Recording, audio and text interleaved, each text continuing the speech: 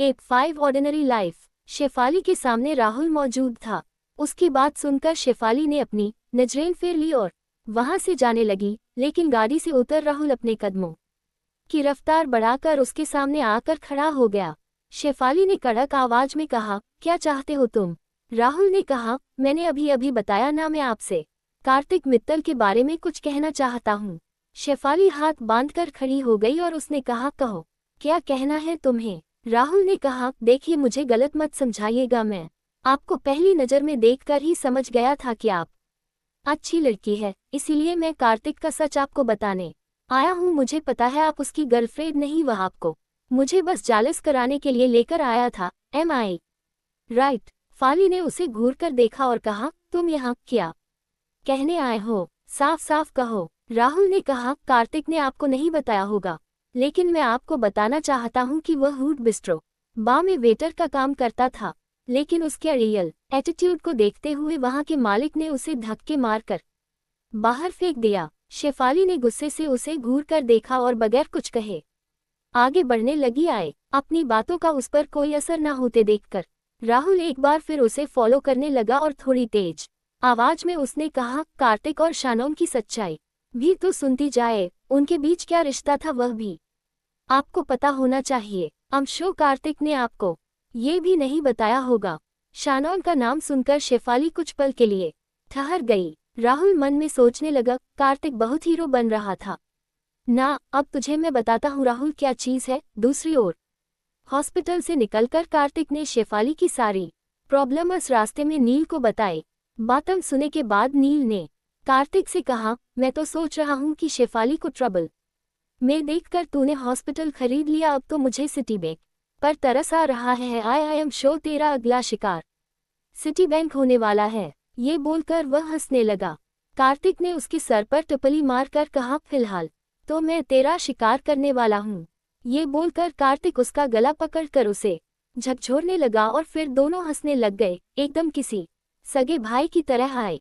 कुछ देर बाद उनकी गाड़ी पैलेस के सामने आकर रुक गई। नील गाड़ी से बाहर उतरकर मस्खरे अंदाज में बोला, युवराज का स्वागत है, पधारिए अपने राजमहल में। कार्तिक ने स्माइल किया और गाड़ी से बाहर आ गया। हर दोनों जैसे ही लिविंग रूम में पहुंचे, वहां पहले से अंकल चौहान मौजूद थे। उन्हें देखकर कार्तिक ने अपनी घड़ी में समय देखा और हैरान होकर कहा, अंकल रात के 3 बजे बज चुके हैं और आप अब तक सोए नहीं। अंकल उसे देखकर अपनी सीट से उठकर खड़े हो गए। उन्होंने कहा, प्रिंस अगर आप चाहे तो मुझे बता सकते हैं, आपने सिटी लाइन हॉस्पिटल महज 5 मिनट के अंदर खरीदा, क्या इसके पीछे कोई बड़ी वजह थी?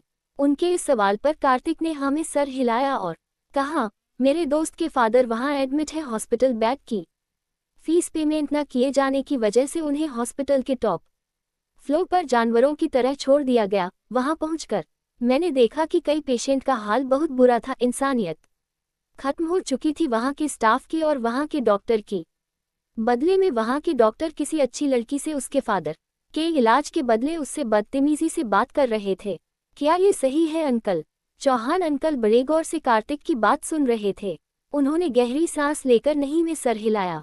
कार्तिक ने आगे अपनी लात कट्यू चढ़ते हुए कह, डॉक्टर हमारे लिए दूसरे भागचान होते हैं, लेकिन का पतिया जॉफ्टर की वजह से सारे जॉर्जटा बदनाम हो जाते हैं।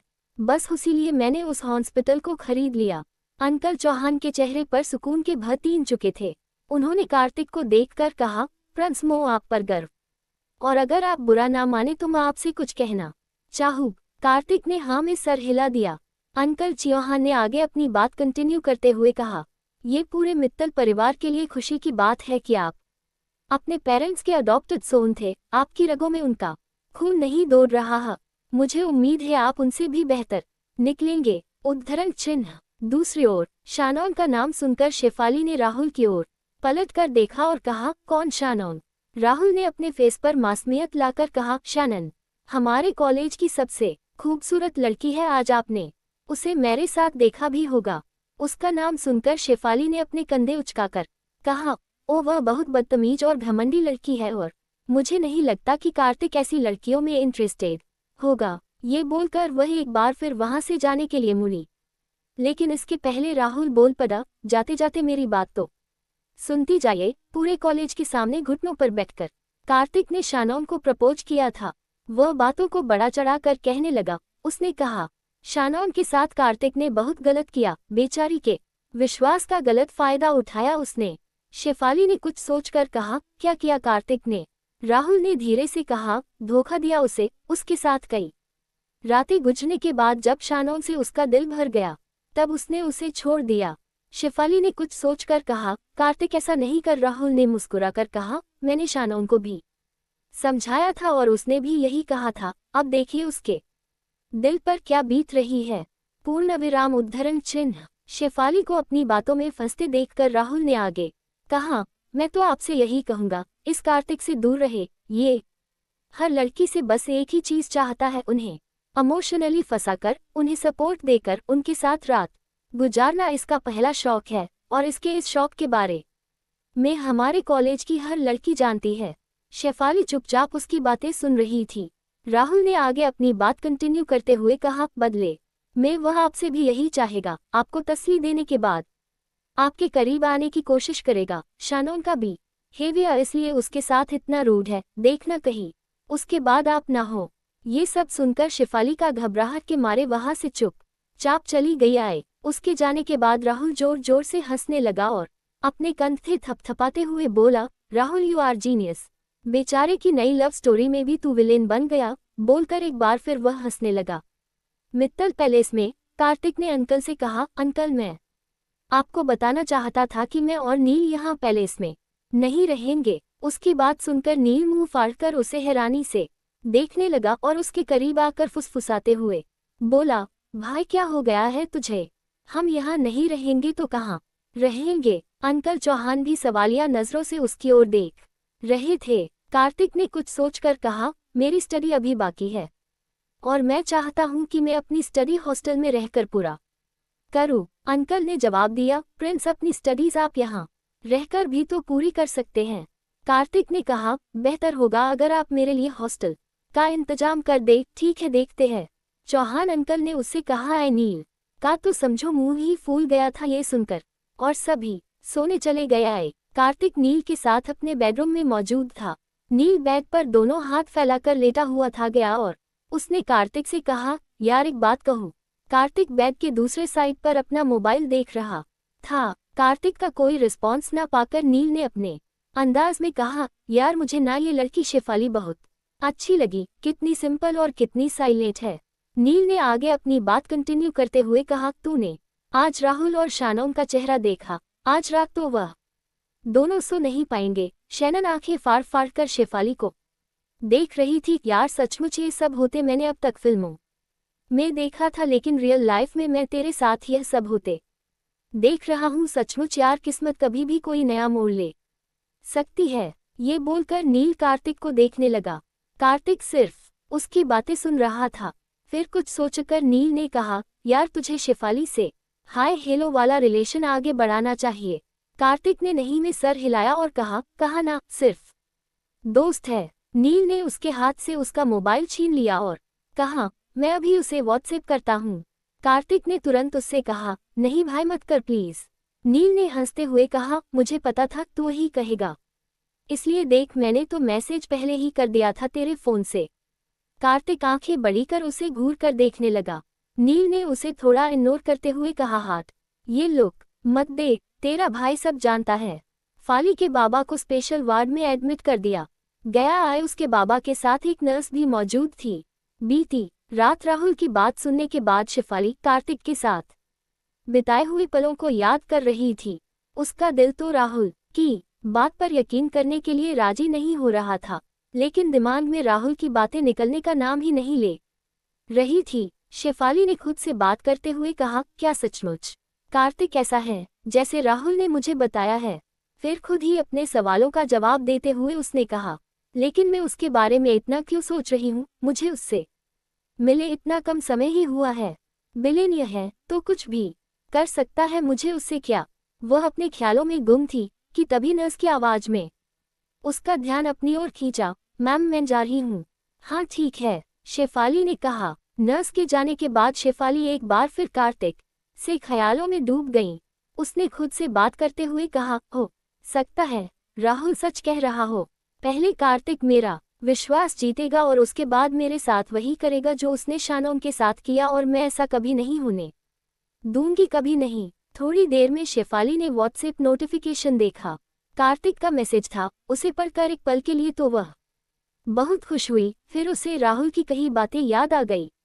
उसने खुद से बात करते हुए कहा, मैं जल्द ही कार्तिक के सारे पैसे उसे रिटर्न कर दूंगी, मुझे उसकी कोई हेल्प नहीं चाहिए। ये सोचकर उसने मैसेज का कोई रिप्लाई नहीं किया। पैलेस में कार्तिक और नील अंकल चौहान के साथ डाइनिंग टेबल पर मौजूद थे। अंकल चौहान ने कार्तिक की ओर देखकर कहा, प्रिंस, आपके हॉस्टल का इंतजाम हो गया है आप दोनों के लिए। हमने हॉस्टल का स्पेशल कमरा लिया है। उनकी बात सुनकर कार्तिक ने कहा, हमें स्पेशल रूम की जरूरत नहीं है, हमें ऑर्डिनरी रूम चाहिए। अंकल चौहान ने कुछ सोचकर कहा, प्रिंस, क्या आपके ऐसा करने की वजह मैं जान सकता हूँ?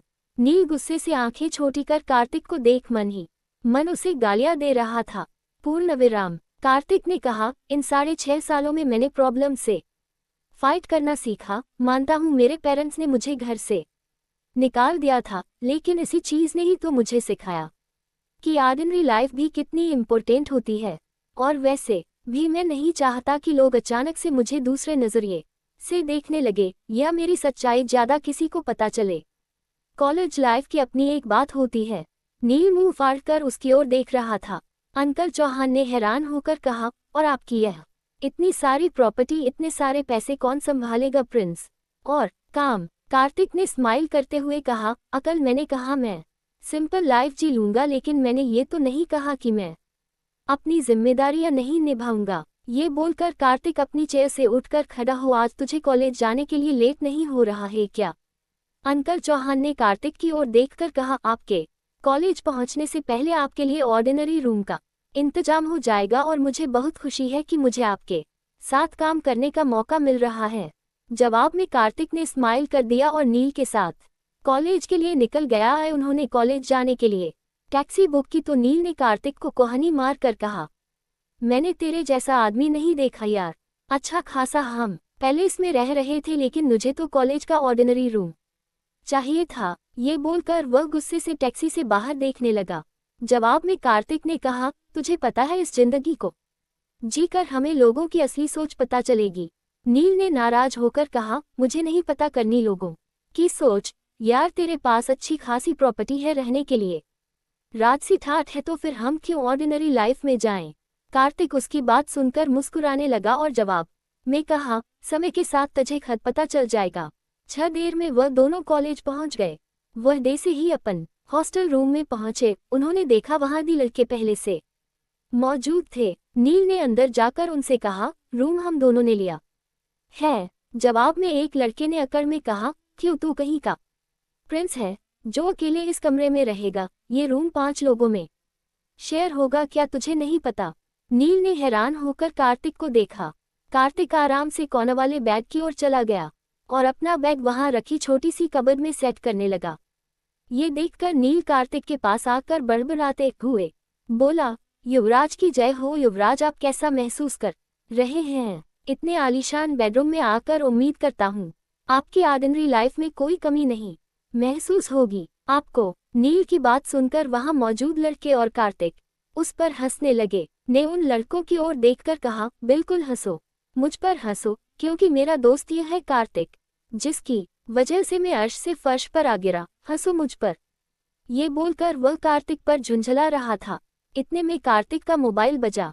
कार्तिक ने अपने पॉकेट से जैसे ही मोबाइल निकाला तो देखा स्क्रीन पर अंकल चौहान का नाम डिस्प्ले हो रहा था। कार्तिक ने फोन रिसीव किया तो दूसरी ओर से अंकल चौहान ने कहा, प्रिंस, मैंने आपको ये बताने के लिए फोन किया है कि हमने सिटी लाइन हॉस्पिटल खरीद तो लिया है, लेकिन इसके साथ एक बहुत बड़ी प्रॉब्लम हो गई है। 86 लैम्प कार्तिक मित्तल। अंकल चौहान ने अभी अभी कार्तिक को बताया कि उन्होंने सिटी लाइन हॉस्पिटल खरीद तो लिया, लेकिन एक बहुत बड़ी प्रॉब्लम है। ये सुन जवाब में कार्तिक ने कहा, प्रॉब्लम है? मैं कुछ समझा नहीं। अंकल ने उसे बताया, प्रिंस, हॉस्पिटल खरीदने के पीछे आपका मकसद बहुत अच्छा है, लेकिन हमारी पकड़ बिजनेस में है, हॉस्पिटल मैनेजमेंट नहीं। उनकी बात पे गौर करते हुए कुछ सोचकर उसने कहा, सही कह रहे हैं आप। मुझे लगता है कि हमें इस हॉस्पिटल के पुराने मैनेजमेंट को फिर से हायर कर लेना चाहिए। आपका क्या ख्याल है? अंकल ने थोड़ा सीरियस होकर कहा, आपने बिल्कुल ठीक कहा प्रिंस, लेकिन मैंने सुना है कि उनका हेड सचिन अरोरा अपने उसूलों का पक्का है। मुझे नहीं लगता कि वो हॉस्पिटल का मैनेजमेंट फिर से संभालने में इंटरेस्ट दिखाएंगे। कार्तिक ने कहा, आप परेशान मत होइए अंकल, मिस्टर सचिन अरोरा से मैं खुद जाकर बात करूंगा। अंकल हिचकिचाते हुए बोले, लेकिन प्रिंस आप खुद। इससे पहले कि वो कुछ आगे बोलते कार्तिक ने कहा, जी हाँ अंकल, मैं खुद जाकर उनसे मुलाकात करूंगा। अंकल बोले, सिटी लाइन हॉस्पिटल दिल्ली का सबसे बड़ा हॉस्पिटल है। मैं बस यही चाहता हूं कि अब जब हमारा ब्रांड इससे जुड़ ही चुका तो इस हॉस्पिटल का ग्राफ गिरना नहीं चाहिए। कार्तिक उनकी बात बड़ी गौर से सुन रहा था। कार्तिक अंकल ने जो बात अभी कही उसकी गंभीरता समझ रहा था। जी बिल्कुल ऐसा ही होगा।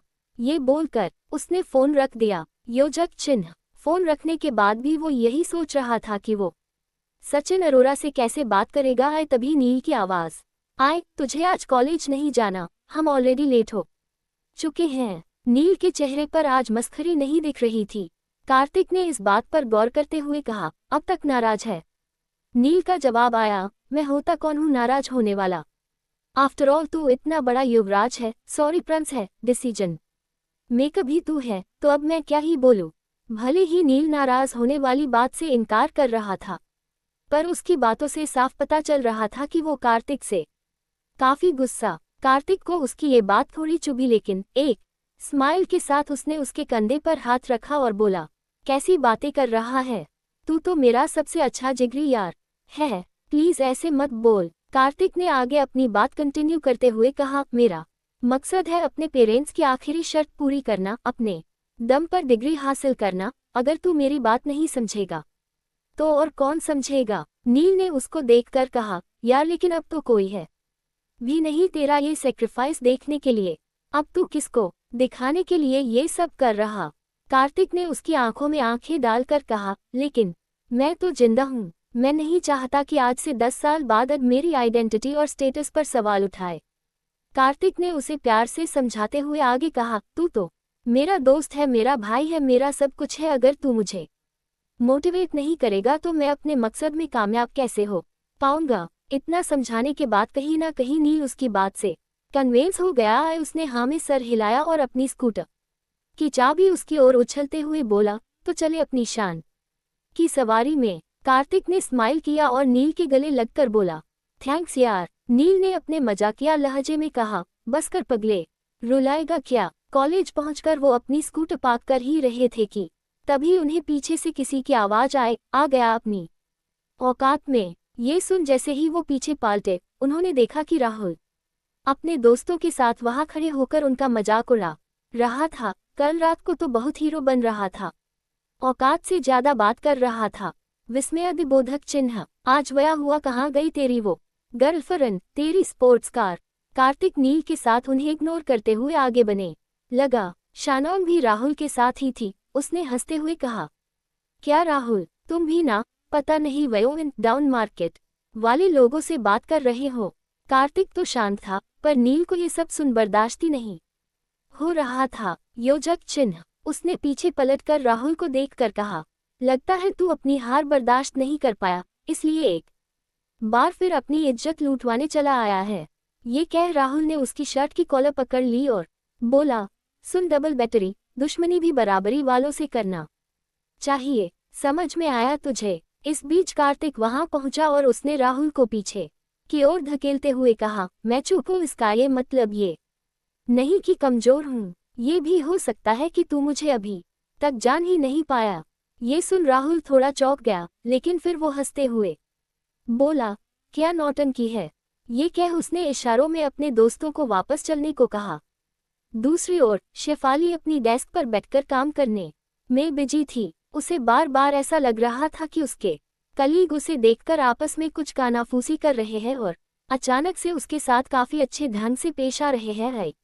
शेफाली को अपने कलीग का बदला रवैया अजीब लग रहा था। उसने सोचा, अचानक से ऐसा क्यों बिहेव कर रहे हैं ये लोग? वो सोच ही रही थी कि तभी उसकी ऑफिस फ्रेंड काजल उसके पास रखी चेयर पर आकर बैठ गई और उसे कोहनी मारकर छेड़ते हुए बोली, तू तो बड़ी फास्ट निकली। हम यहाँ उस टाइकून के पैसे गिनते रह गए और तू सीधे उसके घर पहुंच गई। शेफाली ने हिचकिचाते हुए कहा, तुम क्या कह रही हो?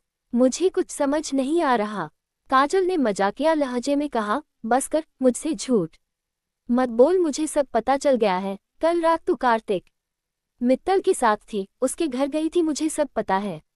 बात सुनकर शेफाली थोड़ी परेशान हो गई और उसने काजल से कहा, तुझे कैसे पता चला? काजल का जवाब आया, सिर्फ हमें ही नहीं, पूरे बैंक को ये बात पता है। शेफाली उसे सवालिया नजरों से देखने लगी।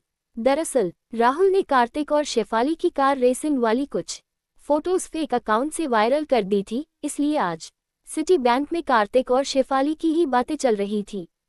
काजल ने तो शेफाली को उनकी फोटोज भी दिखाई। शेफाली अपनी तस्वीर देखकर परेशान हो गई। पूर्ण विराम। काजल ने हंसते हुए कहा, यार शेफाली, तेरी तो पूरी लाइफ सेट है, इस बंदे को हाथ से मत जाने देना। शेफाली ने काजल को सफाई देने की कोशिश की, तुम सभी गलत समझ रहे हो, ऐसा कुछ भी नहीं है हमारे बीच, हम सिर्फ अच्छे दोस्त हैं। काजल ने अपना गला साफ किया और कहा, किसी महापुरुष ने कहा है, एक लड़का और एक लड़की कभी दोस्त नहीं हो सकते। वो आगे हंसते हुए बोली, अरे तेरे चक्कर में मैं भूल ही गई थी कि बॉस ने मुझे बैलेंस शीट रेडी करने कहा है। चल, मैं बाद में बात करती हूँ। बोलकर वो वहां से चली गई। उसके जाने के बाद शेफाली परेशान होते हुए बोली, हमारी तस्वीर किसने वायरल कर दी? कहीं ये काम कार्तिक का तो नहीं? इस वक्त कार्तिक और नील कॉलेज के कैंटीन में मौजूद थे कि तभी राहुल अपने कुछ दोस्तों के साथ कैंटीन में हुल्लड़बाजी करते हुए पहुंचा। उन दोनों की देखकर राहुल ने अपने साथ मौजूद लड़कों को आंख मारी और कार्तिक के पास पहुंचकर थोड़ा सीरियस होकर बोला, are you ready for match? उसकी बात सुनकर नील और कार्तिक सवालिया नजरों से उसे देखने लगे। राहुल अपनी भौं उचका कर बोला, अगर राहुल के साथ फुटबॉल मैच करने में लग रहा है तो अभी वक्त है, पूरे कॉलेज के सामने मेरे जूतों पर नाक रगड़ कर सॉरी बोल दे। के साथ कुछ और लड़के भी मौजूद थे, जिनके साथ हंसते हुए राहुल आगे बोला, और वैसे भी राहुल का दिल इतना बड़ा है कि वो तुझे एक बार फिर माफ कर देगा। कार्तिक को सुबह से ही राहुल की बातें बिना सर पैर के से की लग रही थी। उसने इरिटेट होते हुए कहा, मुझे नहीं पता तू कौन से मैच के बारे में बात कर रहा है। इस पर राहुल के दोस्तों में से एक लड़का आगे आया और कार्तिक के टेबल पर एक पंपलेट लाकर रख दिया। कार्तिक ने वो पंपलेट उठाकर देखा, जिस पर राहुल और कार्तिक की तस्वीर बनी थी और फुटबॉल मैच की डिटेल्स दी हुई थी। उस लड़के ने कहा, क्या तुझे नहीं पता? राहुल ने तुझे फुटबॉल मैच के लिए चैलेंज किया है, कल सुबह है, देख ले तेरे एबीएस की है कि नहीं। राहुल ने सार्कास्टिक स्माइल देते हुए कहा, और अपनी रेंटेड गर्लफ्रेंड को भी इनवाइट कर लेना। कार्तिक उनकी बातें सुनकर बस मुस्कुराए जा रहा था। उसका ये एटीट्यूड देख राहुल चिढ़ गया। वो उसके काफी करीब आकर गुस्से से घूर कर बोला, ये एटीट्यूड किसी और को दिखाना, अभी दम है तो मैच में दिखा। विल्तिक ने सवालिया नजरों से कहा, व्हाट मेडिकल? राहुल ने उसकी ओर पलट कर देखा और हंसते हुए बोला, तूने नोटिस नहीं पढ़ा? अंग्रेजी में लिखा है। ये बोलकर वो मुंह आराम पर टेढ़ा करते हुए वहां से अपने दोस्तों को लेकर निकल गया। उसके जाने के बाद नील ने कार्तिक के कंधे पर हाथ रख कर कहा, यार कभी कभी ना मन करता है इस राहुल के बच्चे के हाथ पैर तोड़कर उससे रास्ते में भीख मंगवाओ। पूर्ण विराम उद्धरण चिन्ह। कार्तिक ने उसकी ओर देखकर मजाकिया लहजे में कहा, जाने दे यार, क्यों बैकलो में मुंह लग रहा है। इसके बाद दोनों नोटिस देखने निकल गए। उस पर लिखा था, please have your blood sample delivered to my office with further regular checkup report before the end of the day. Students who fail to do so will not be eligible to participate in football team. Kartik ने कहा, जल्दी medical room चल, मुझे sports teacher को blood sample भेजना है। साथ बोलकर वो वहां से काफी स्पीड से मेडिकल रूम की ओर चला गया। मेडिकल में राहुल और उसके दोस्त पहले से मौजूद थे। वो वहां किसी प्लान के साथ आए हुए थे। उन्होंने वहां बैठे नर्स से कहा, सर आप पैसे की चिंता बिल्कुल मत कीजिए, बस कार्तिक का ब्लड लेकर हमें दे दीजिए। नर्स ने डरते हुए कहा, अगर किसी को पता चल गया तो मेरी नौकरी चली जाएगी। राहुल उसकी ओर देखकर बोला, सर किसी को पता चलेगा तब ना हम किसी को बताएंगे, ना आप किसी को बताएंगे, और कार्तिक की बातों पर कोई यकीन करेगा नहीं। पैसों की लालच में नर्स कार्तिक का ब्लड सैंपल राहुल को देने के लिए राजी हो गई। इसी बीच कार्तिक नील के साथ मेडिकल रूम में पहुंच गया। योजक चिन्ह। कार्तिक को सामने देखकर राहुल ने नर्स से कहा, ठीक है सर, मेरा काम तो हो गया। ये बोलकर उसने कार्तिक को घूर कर देखा और वहां से 6 देर में ब्लड सैंपल देकर कार्तिक भी नील के साथ अपनी क्लास की ओर निकल गया है। लगभग आधा दिन बीत चुका था। कार्तिक और नील अपनी क्लासेस खत्म कर सिटी लाइन हॉस्पिटल पहुंच गए थे। वो दोनों हॉस्पिटल में एंटर कर ही रहे थे कि तभी वहां रिसेप्शन पर कार्तिक की नज़र शेफाली पर पड़ी। वो फॉर्म फिल करने में बिजी थी। शेफाली को देखकर कार्तिक के चेहरे पे स्माइल आ गई। नील ने जब उन दोनों को देखा तो मुस्कुराते हुए कार्तिक से बोला, अब यहाँ खड़े खड़े उसे देखकर हंसता ही रहेगा या जाकर उसे हाय हेलो भी कहेगा। तभी कार्तिक शेफाली के पास पहुंच गया और बोला, आए शेफाली, हाउ आर यू। उसकी आवाज़ सुनकर शेफाली एक पल के लिए तो बहुत खुश हुई, लेकिन उसने जैसे ही कार्तिक की ओर देखा उसे राहुल की कही बातें याद आ गई। वो थोड़ा बुझी आवाज़ में बोली, हेलो कार्तिक। ये बोलकर वो चुपचाप खड़ी हो गई। तिक ने अपनी बात कंटिन्यू करते हुए कहा, how is your father. Shefali ने फिर से रूखेपन से कहा, नाउ ही इज फाइन। और मन में सोचने लगी, लगता है ये मुझे इशारा कर रहा कहीं ये मेरा फायदा तो नहीं उठाना चाहता है, इसलिए तो मुझे फॉलो करते हुए यहाँ पहुँच गया। इसके पहले ये कुछ कहे में ही कह देती हूँ। ये बोलकर शेफाली ने कार्तिक की ओर देखकर कहा, देखो मैं समझ रही हूँ जो तुम कहना चाहते हो। ये सुन कार्तिक ने सवालिया नजरों से उसकी ओर देखा। रियली शेफाली घबराई हुई थी। उसने कुछ सोचकर कहा, हाँ, तुमने मुझे जो पैसे दिए थे वो सारे पैसे मैं तुम्हारे बैंक अकाउंट में वापस ट्रांसफर कर दूंगी। कार्तिक उसकी बात सुनकर हंसने लगा और उसकी आंखों में आंखें डालकर उसने कहा, उसकी कोई जरूरत नहीं है। वो आगे अपनी बात पूरी करता, लेकिन शेफाली ने उसे बोलने का मौका ही नहीं दिया और कहा, मुझे कुछ काम है। शेफाली का ये वियर्ड बिहेव कार्तिक को अजीब लगा। आए दूर खड़ा नील भी शेफाली का ये बिहेवियर देखकर कर शॉक था। नील ने कार्तिक के पास जाकर बोला, यार ये लड़की बड़ी मतलबी निकली, एक बार भी तुझे थैंक्स नहीं कहा। कार्तिक भी हैरान था। उसने कहा, पता नहीं यार क्या हुआ इसे। फिर कुछ सोचकर कार्तिक ने कहा, चल हमें चलकर मिस्टर अरोरा से बात भी करनी है। ये बोलकर वो दोनों हॉस्पिटल के मैनेजमेंट डिपार्टमेंट के हेड ऑफिस में पहुंचे। वहां पहुंचकर उन्होंने डोर नॉक किया। आए किसी ने अंदर से कम इन कहा तो वो अंदर चले गए। अंदर सचिन अरोरा अपनी फाइल्स चेक कर रहे थे। आए उन्होंने कभी कार्तिक को सामने से नहीं देखा था, इसलिए वो उसे पहचान नहीं पाए। उन्होंने कार्तिक को देखकर बिना अनइंटरेस्टेड होकर कहा, कहिए मैं आपकी क्या मदद कर सकता हूँ। कार्तिक ने कहा, आई एम कार्तिक मित्तल। ये नाम सुनकर सचिन के चेहरे का एक्सप्रेशन चेंज हो गया। वो थोड़ा चिढ़ते हुए बोले, जी मुझे पता है, आप यहाँ मुझसे ये कैबिन खाली करवाने के लिए आए हैं। मेरा काम हो गया, आपको कहने की जरूरत नहीं है, मैं यहाँ से जा जी रहा हूँ। कार्तिक ने उन्हें देखकर कहा, नहीं नहीं, आप गलत समझ रहे हैं। सचिन ने उसकी ओर देखकर थोड़ा सरकास्टी होते हुए कहा, जी मैं आपको बखूबी समझ चुका, आप बिलियनियर है, लेकिन मुझे एक बात समझ नहीं आई, मुझसे केबिन खाली करवाने आपको खुद आना पड़ा।